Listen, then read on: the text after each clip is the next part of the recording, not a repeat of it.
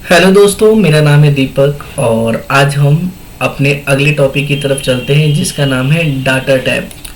इससे पहले कि मैं आपको बताऊं, मैंने फॉर्मूला टैब इसीलिए नहीं करवाया क्योंकि हम इसको लास्ट में करेंगे। ठीक है, इसमें काफ़ी टाइम लगने वाला है तो इसे थोड़ा सा हम बाद के लिए छोड़ देते हैं। फिलहाल हम डाटा टैब करते हैं। ठीक है, बहुत ही ईजी और बहुत ही ज़्यादा इंटरेस्टिंग है डाटा टैब। ठीक है, इसके अंदर हम स्टार्टिंग से स्टार्ट नहीं करेंगे। ठीक है, ये पोर्शन को भी रहने देंगे, इसको भी रहने देंगे, इसको भी रहने देंगे। ये तो ऑलरेडी हमने वैसे कर भी लिया है। हम सीधा डाटा टूल से स्टार्ट करेंगे, फिर आउटलाइन करेंगे, उसके बाद हम यहाँ से आगे की तरफ करेंगे। तो सबसे पहले आज जो करने वाले हैं, हम डाटा टूल ग्रुप करने वाले हैं। इसके अंदर ये सारे के सारे ऑप्शन को करेंगे। तो यहाँ पे लिखा हुआ है टेक्स्ट टू कॉलम। इसका क्या मतलब हुआ है? अगर मैंने यहाँ पे लिख दिया दीपक, ठीक है, या फिर पूरा लिखा माय नेम इज़ दीपक, मैंने लिखा यहाँ पे my name is Deepak. Okay, अब मैंने कहीं साइड में क्लिक करके दोबारा मैं अपने सेल पे जाऊंगा जहाँ पे मैंने लिखा है माय नेम इज़ दीपक और टेक्स्ट टू कॉलम पे क्लिक करता हूँ। ठीक है, टेक्स्ट टू कॉलम पे क्लिक करने के बाद देखिए यहाँ पे दो ऑप्शन आएगा, डिलिमिटेड और फिक्स्ड विद।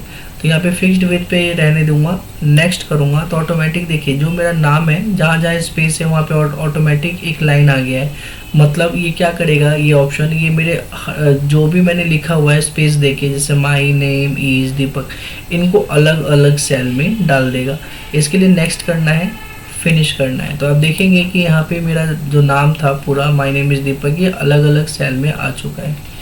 ठीक है, अब मैं इसको अंडू कर देता हूँ। ठीक है, कंट्रोल जेड से। ठीक है, अब दोबारा से मैं टेक्स्ट टू कॉलम पे जाता हूँ। ठीक है, इसे जाने से पहले मैं आपको कुछ और भी चीज़ें बताऊंगा। जैसे मैंने यहाँ पे कोई किसी का नाम लिख दिया मैंने, जैसे मैंने लिखा राम, ठीक है, और कॉमा डाला, फिर लिखा,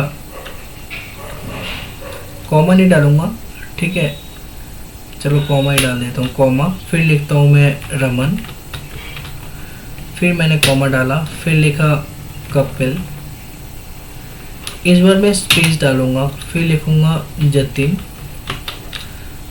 फिर मैं इस बार सेमीकोलन डालूंगा। ठीक है, एल के ठीक राइट साइड में हमें सेमीकोलन दिख जाएगा। ठीक है, और सोनू। ठीक है, इतना हमने नाम लिखा है। अब मैं क्या करता हूँ, इसी नाम पे रहते हुए टेक्स्ट टू कॉलम पे जाता हूँ। ठीक है, इस बार डिलिमिटेड पे हमारा कर्सर होना चाहिए। ठीक है, और हम नेक्स्ट करेंगे। तो देखिए ये जो ऑप्शन है, ये सब ऑप्शन क्या होता है, ये होता है टैब। टैब पे क्लिक करेंगे तो कोई डिफरेंस नहीं देखने को मिलेगा, लेकिन जैसे ही मैंने सेमी कॉलन पे क्लिक किया तो देखो जतिन और सोनू के बीच में सेमी कॉलन था, तो इसके बीच में एक लाइन देखने को मिल रहा है। अगर हमने सेमी कॉलन से हटा दिया तो ये लाइन यहाँ से हट जाएगा। अगर हमने कॉमा पे क्लिक किया तो देखो जहाँ जहाँ कॉमा था, कॉमा कहाँ था, राम, रमन और कपिल के बीच में। तो राम, रमन और कपिल के बीच में दो लाइनें हमें दिखाई पड़ रही हैं। इसके बाद स्पेस पे क्लिक किया तो स्पेस हमें कहाँ देखने को मिल रहा था, कपिल और जतिन के बीच में। तो देखो ये लाइन कपिल और जतिन के बीच में मिल रहा है। ठीक है, तो आप अपनी मर्जी से, ठीक है, जहाँ भी आप चाहते हो कि कॉमा की जगह लाइन आ जाए या फिर स्पेस की जगह या सेमीकोलन की जगह, आप अपनी मर्जी से कर सकते हो। और सभी पे टिक लगा दोगे तो ये सभी पे ये लाइनें हमें दिखाई पड़ने लग जाएगी। Next, finish. ठीक है, तो आपको दिखाई यहाँ पे पड़ रहा है अलग अलग सेल के अंदर अलग अलग नाम। ठीक है, तो होप सो आपको टेक्स्ट टू कॉलम समझ आया होगा। अब बात करते हैं फ्लैश फिल की। फ्लैश फिल के लिए मैं कुछ प्रोडक्ट लिख लेता हूँ। ठीक है, प्रोडक्ट आप देखेंगे कि जैसे मैं प्रोडक्ट में एसी लिखता हूँ और एसी पे क्लिक करके मैं जैसे इसका डॉट जो कॉर्नर पे दिखाई दे रहा है वहाँ पे कर्सर ले जाके और जैसे डाउन की तरफ ड्रैग करता हूँ तो देखो मेरे पास ऑलरेडी सारा का सारा नाम अलग अलग दिखाई पड़ने लग गया। ये कैसे आया नाम अपने आप, तो ये मैंने आप लोगों को अपनी पहले ये जितने भी पार्ट्स चल रहे हैं, ठीक है, इसमें मैंने बताया हुआ है किसी पार्ट में कि ये कैसे आता है। ठीक है, तो आप भी वहाँ से जाके कर सकते हो। ठीक है, तो सारी वीडियो देखिए, आपको पता चल जाएगा कि ये कैसे मैं ये सारा का सारा लेके आया हूँ। प्रोडक्ट के बाद हम यहाँ पे लिख देते हैं हमारे पास यूनिट कितना है। ठीक है, अब यूनिट में मैं मान के चलता हूँ कोई रैंडम नंबर अपने आप ही आ जाए, मुझे लिखना ना पड़े, तो मैं क्या करूँगा, इक्वल टू रैंड बिटवीन, ठीक है। रैंड बिटवीन के बाद मैंने लिखा यहाँ पे 1,100। मतलब क्या हुआ कि मुझे कोई भी नंबर चाहिए जो 1 और 100 के बीचों बीच हो, ठीक है। तो ये रैंडम नंबर हमें एक्सेल दे देगा, ठीक है। ब्रैकेट क्लोज करके एंटर करना है और डॉट सिलेक्शन को नीचे की तरफ स्क्रॉल डाउन करना है। इसके बाद हम देखेंगे कि देखो अलग अलग नंबर यहाँ पे दिखाई पड़ रहा है। अब इस नंबर को हमें फिक्स करना है, क्यों? क्योंकि यहाँ पे हम देख रहे हैं कि क्या आ रहा है, यहाँ पे आ रहा है फॉर्मूला, ठीक है।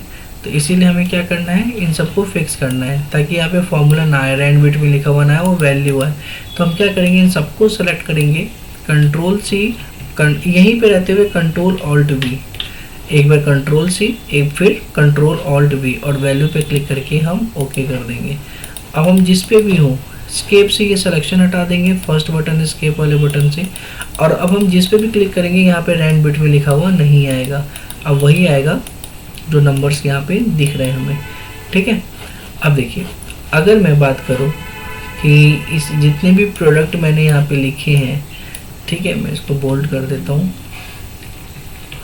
ठीक है। जितने भी मैंने प्रोडक्ट लिखे हैं सारे एक एक बार है, मैं किसी किसी को 2 बार करता हूँ। जैसे मैंने फ्रीज को 2 बार करना है, तो मैं फ्रीज के बॉर्डर पे जाऊँगा, ठीक है। जैसे ये 4 एरो मिलता है, मैं यहीं पे मैं कंट्रोल दबा के और इसको खींचता हुआ, अपने लेफ़्ट क्लिक को दबा के खींचता हुआ कहीं पे भी लेके आ जाऊँगा, तो यहाँ पे भी फ्रीज देखने को मिलेगा, फिर यहाँ पे भी फ्रीज देखने को मिलेगा।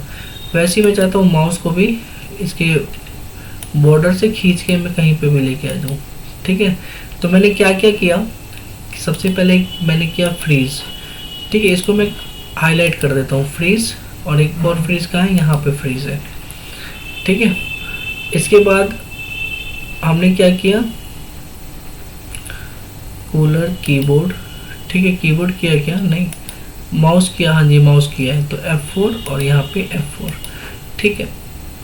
अब मैं क्या करता हूँ, इसको सेलेक्ट करता हूँ, मैं चाहता हूँ इसके अंदर जो भी डुप्लीकेट हो वो यहाँ से डिलीट हो जाए, ठीक है।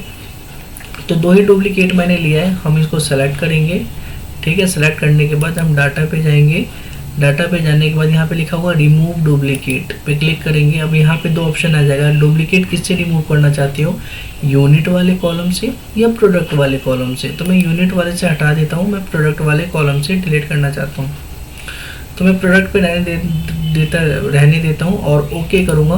तो देखिए यहाँ पे लिखा हुआ 2 duplicate value were found and remove, मतलब 2 वैल्यू फाउंड हुआ और उसको रिमूव कर दिया गया है। मैंने कहा ओके, ठीक है। तो देखिए फ्रीज जो 2 था वो डिलीट हो चुका है, माउस जो 2 था वो डिलीट हो चुका है। तो ऐसे करके आप डिलीट कर सकते हैं।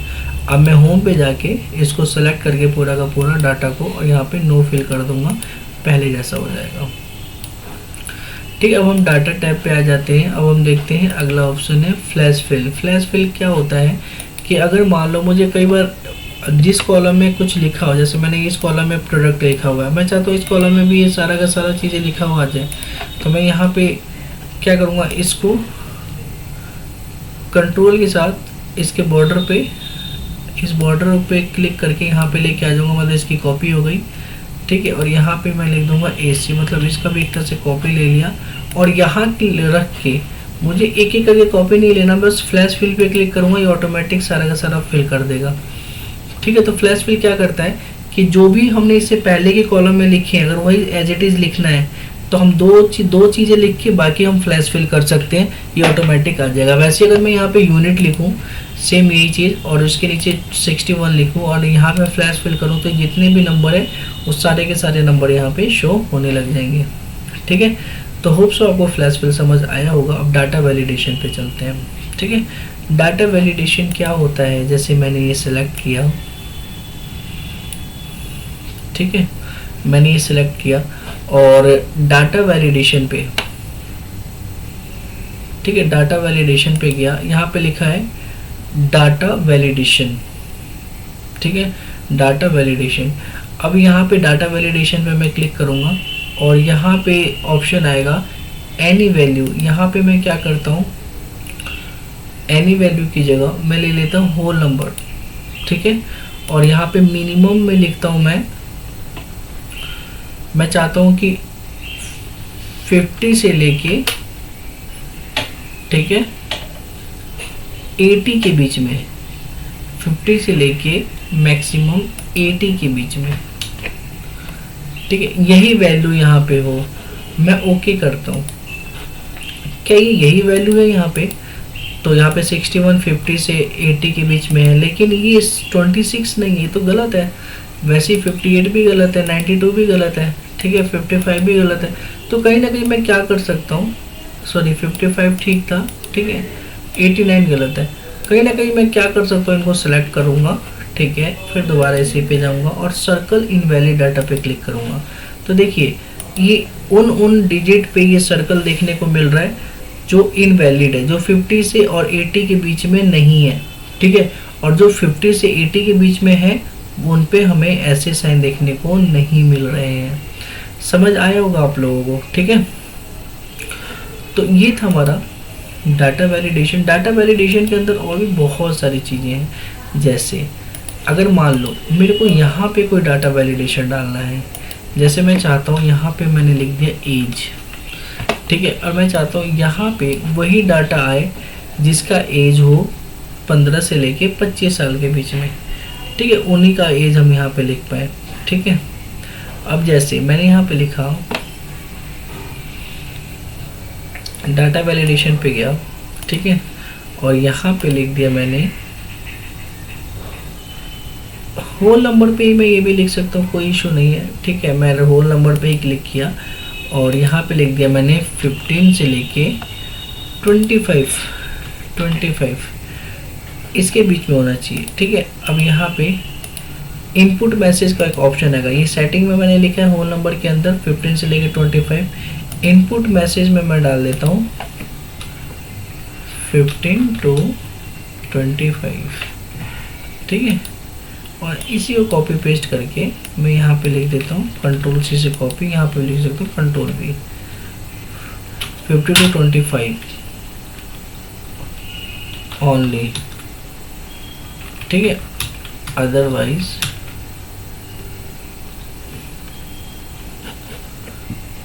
नॉट एक्सेप्टेड, ठीक है। और एरर अलर्ट का मैं डाल देता हूँ ट्राई अगेन लेटर, ठीक है, सी यू सून, ठीक है। मैंने ये लिख दिया, मैंने एरर अलर्ट का, ठीक है। इनपुट मैसेज में मैंने ये लिखा था, सेटिंग में मैंने 15 से 25 लिखा था, और एरर अलर्ट में मैंने लिखा सी यू सून, ओके मैंने किया यहाँ पे, ठीक है। अब यहाँ पे देखो, जब भी मैं एज वाले कॉलम पे मैं लेके जाऊँगा अपने कर्सर को, तो यहाँ पे मुझे बताने लग जाएगा कि आपको 15 से लेके 25 के बीच में लिखना है, तो 50 to 25 only, otherwise not accepted, यहाँ पे बताने लग गया, ठीक है। जहाँ भी, लेकिन इधर कहीं, इधर मैंने किया ही नहीं है, ठीक है, इधर किया, इसीलिए यहाँ पे बताने लग रहा है हमें, ठीक है। अब अगर यहाँ पे हमने लिखते हैं 20, तो ये एक्सेप्ट करेगा, 25 एक्सेप्ट कर लेगा। लेकिन अगर मैंने 12 लिख दिया, एंटर कर दिया, तो देखो यहाँ पे क्या एरर अलर्ट आने लग गया, try again later see you soon, मतलब फिर से आप ट्राई करिए, हम जल्दी मिलते हैं, ठीक है। अब यहाँ पे मैं डालता हूँ 21, ये एक्सेप्ट कर लेगा, ठीक है।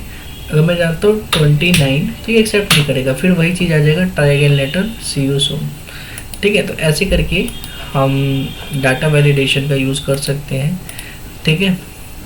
इसमें इनपुट मैसेज और एरर अलर्ट के बारे में मैंने बता दिया आपको, ठीक है। अब होल नंबर है, डेसिमल नंबर, लिस्ट, ठीक है, टेक्स्ट लेंथ, कस्टम, चलो एक दो चीज़ और बता देता हूँ आप लोगों को। जैसे मैं चाहता हूँ यहाँ पे उनका ही नाम है जो 5 डिजिट के हैं, मतलब कि जिसमें 5 अल्फ़ाबेट है, ठीक है, उन्हीं का नाम यहाँ पे चाहता हूँ आए।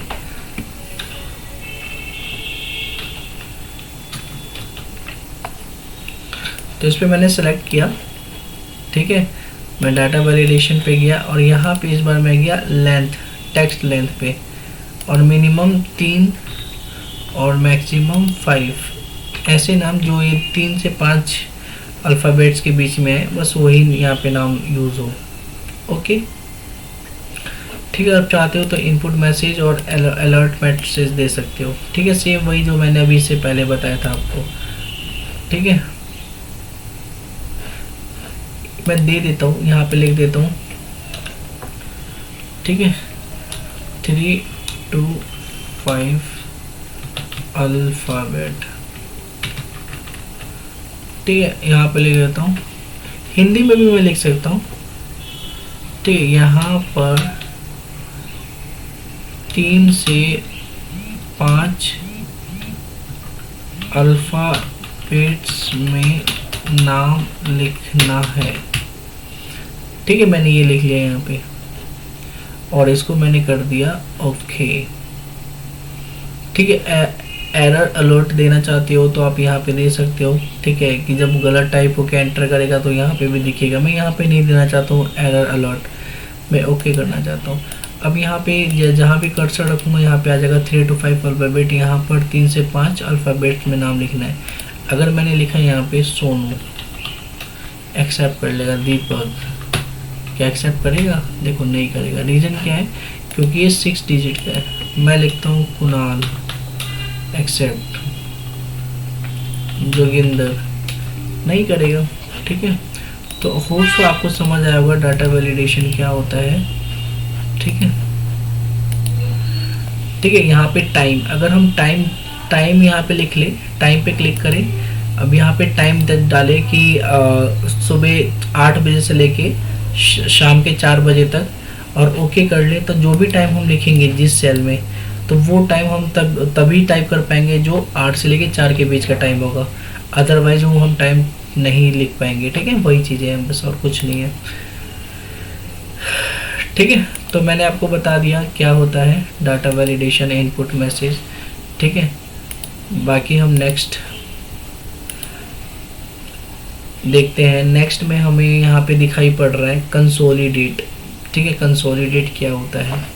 ठीक है, कंसोलिडेट को समझने से पहले हम एक डाटा ले लेते हैं यहाँ पे। ठीक है, जैसे यहाँ पे लिख लिया हमने प्रोडक्ट।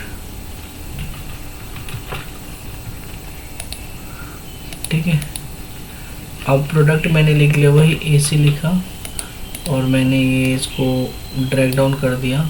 प्रोडक्ट को थोड़ा सा हाईलाइट कर देता हूँ और यहाँ पे लिख देता हूँ जैन। जैन फेब मार्च, यहाँ पे लिख देता हूँ यहाँ पे। ठीक है, जैन फेब मार्च, और यहाँ पे अमाउंट डाल देता हूँ इक्वल टू। ठीक है, या फिर यहाँ पे पहले मैं पूरा लिख लेता हूँ, मार्च अप्रैल मई जून जुलाई अगस्त सितंबर, और बाद में अलग अलग कर लूँगा। यहाँ पे मैं लिख देता हूँ कि जैन में कितना सेल हुआ है। तो कोई भी रैंडम वैल्यू लिखना चाहता हूँ तो मैं क्या करूँगा, RAND रैंड बिटवीन। जैसे रैंड बिटवीन डालता हूँ, यहाँ पे डालूँगा 1,100 ब्रैकेट क्लोज। ठीक है, ओके।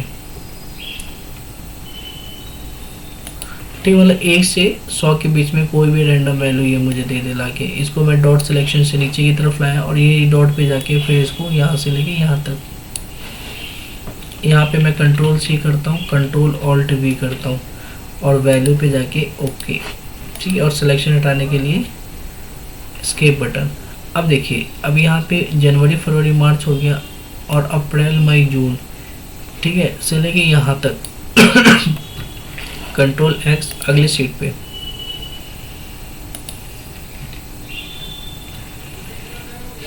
ठीक है, और ये प्रोडक्ट तो मैं ले ही लेता हूँ। ठीक है, तो अप्रैल मई जून, जून के बाद जुलाई अगस्त सितंबर ये। ठीक है, कंट्रोल दबा के मैंने सबसे पहले प्रोडक्ट वाली लाइन को सिलेक्ट किया, फिर कंट्रोल दबा के मैंने इनको सिलेक्ट कर लिया। ठीक, दोनों सिलेक्ट हो गए। Control C। ठीक है, और अगले शीट पे कंट्रोल V। तो जुलाई अगस्त सितंबर आ गया और यहाँ से मैं क्या कर सकता हूँ, इनको डिलीट कर सकता हूँ। तो देखो, पहले वाले पे क्या है जनवरी फरवरी मार्च, दूसरे पे क्या है अप्रैल मई जून, और तीसरे पे क्या है जुलाई अगस्त सितंबर अक्टूबर। अक्टूबर को मैं चाहूँ तो काट भी सकता हूँ, कोई इशू नहीं है। 3 महीने का मैंने ले लिया। अब मैं टोटल करना चाहता हूँ। अब मैं क्या करूँगा, शीट 4 लूँगा और यहाँ पे कर्सर रख के स्टार्टिंग में मैं कहाँ जाऊँगा, ठीक है, मैं यहाँ पे जाता हूँ डाटा टैब के अंदर, ठीक है, कंसोलिडेट पे। अब यहाँ पे ऑप्शन आ रहा है कि आप कंसोलिडेट क्या करना चाहते हैं इसके अंदर, सम, काउंट, एवरेज, मीन। मैं सम करना चाहता हूँ, ठीक है। अब यहाँ पे लिखा होगा रेफरेंस, ठीक है। इस पे मैं क्लिक करके मैं फर्स्ट वाले पे जाता हूँ और ये फर्स्ट वाले को सिलेक्ट कर लेता हूँ, ठीक है, और इसको करता हूँ ऐड, ठीक है। उसके बाद मैं शीट 2 पे जाता हूँ, ठीक है, और यहाँ पे ऑलरेडी ये सिलेक्टेड आ जाएगा। नहीं आएगा तो आप यहाँ पे दोबारा से इसको हटा के, जैसे मान लो ये नहीं आया, ठीक है, तो आप यहाँ पे कर्सर रखिए, दोबारा इसको ऐसे सेलेक्ट कर लेंगे, ठीक है, ऐड। अब थर्ड पे क्लिक करके ये ऑलरेडी सिलेक्शन आएगा, बस ऐड करना है। नहीं आता है तो मैंने आपको बता दिया, ठीक है। अब सुनो, अब थर्ड पे जब हम ऐड कर रहे हैं, यहीं पे हमें करना है टॉप रो, ठीक है, लेफ्ट कॉलम, ठीक है, और create link to source data. मतलब थर्ड पे रहते हुए करना है, जिस जो हमने नया शीट लिया उस पे नहीं रहते हुए करना है, ये चीज़ ध्यान रखना, नहीं तो आंसर नहीं आएगा, और ओके कर देना है। तो देखो यहाँ पे एक ही में आ गया, जैन, फेयर, मार्च, अप्रैल, मई, जून, जुलाई, अगस्त, सितंबर। अगर अलग अलग लिखा होता है ना, तभी भी हम एक में लेके आ सकते हैं, ठीक है, इसका आपको ध्यान रखना है, ठीक है। यहाँ पे बस पहला वाला लाइन पे नहीं लिखा होगा तो मैंने यहाँ पे लिख दिया प्रोडक्ट। ये तो पहला मेथड था समझाने का। अगर मान लो जैन, फेब, मार्च में ये इतने इतने बिके, ठीक है, और ये है 2000, मान लो ये जो डाटा है 2019 का है, ठीक है। इसी को मैं सेलेक्ट करता हूँ, कंट्रोल C, और यहाँ पे जैन, फेब, मार्च का ही डाटा लेता हूँ, लेकिन ये है 2020 का। यहाँ पे भी मैं जैन, फेब, मार्च का ही डाटा लूँगा।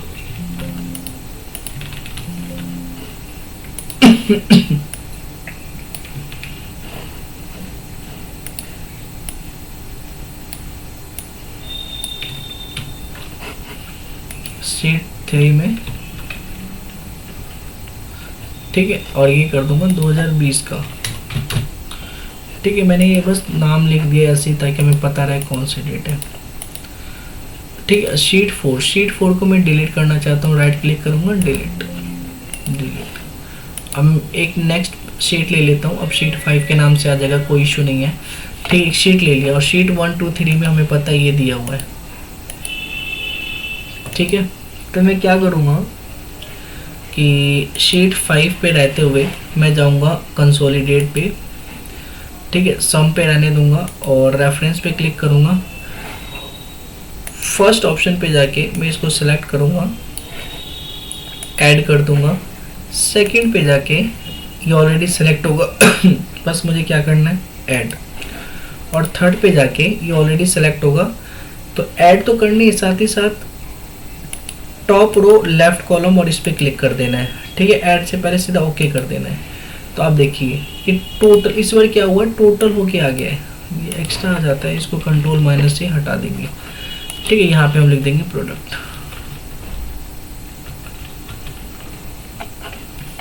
आप यहाँ पे ये देख रहे होंगे कि जैन 42, फेब 78 और मार्च 30, ठीक है। इन तीनों को प्लस करके शीट 5 पे आ गया है जैन टोटल 150। वैसे ही फैब का तीनों का प्लस होके आ गया है, ठीक है। तो कहीं ना कहीं इसके अंदर तीनों का ही प्लस होके आ गया, आप देख सकते हैं। ऐसे भी हम सम कर सकते हैं, ठीक है। तो ये था हमारा डाटा टूल में ये सारे ऑप्शन जो मैंने आपको बताया। बाकी नेक्स्ट क्लास में हम लोग करते हैं आउटलाइन ऑप्शन को, ठीक है। आज के लिए इतना ही, फिर मिलते हैं नेक्स्ट क्लास में। जब तक के लिए टाटा, बाय बाय।